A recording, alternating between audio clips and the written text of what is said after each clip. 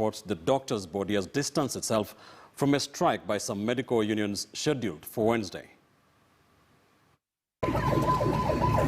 Chaotic scenes of police dispersing doctors and other healthcare workers trying to navigate to their workstations. The medical personnel are said to reside and work in different regions and have passes to facilitate their movement. But all that was disregarded, sparking protest from the medics who accused police of harassment. This is a war against an invisible enemy, which is a virus.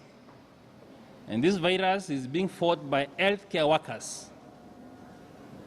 This is not a war of bullets and heavy machinery that we have seen this morning. You organize yourselves. Police are, however, blaming the medical practitioners for the mess. The heavy traffic witnessed believed to have prompted their actions. Going like this, crossing the roadblock all the time, we will not allow that.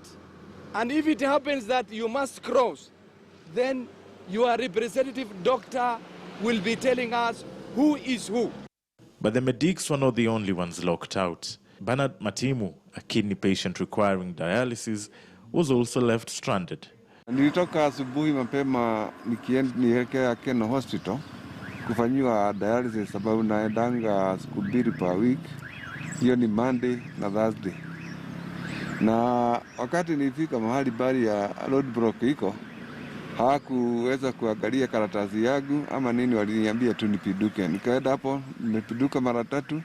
Saa mara 4 ndio nimekuja nikasimama mahali nifikirie la kufanya.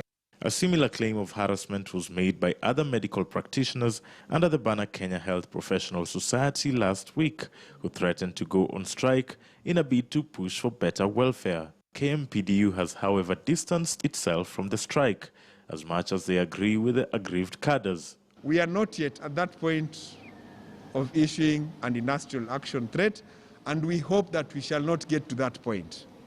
As of now, our focus is to serve Kenyans, but even as we do that, we still urge that what is required be availed to all our doctors to protect them and ensure that they are safe at their workplaces. And with an extended night curfew already in place, coupled with the cessation of movement into and out of Nairobi, the medics can only hope that their concerns are addressed immediately. Brian Otieno, KTN News. Now, some schools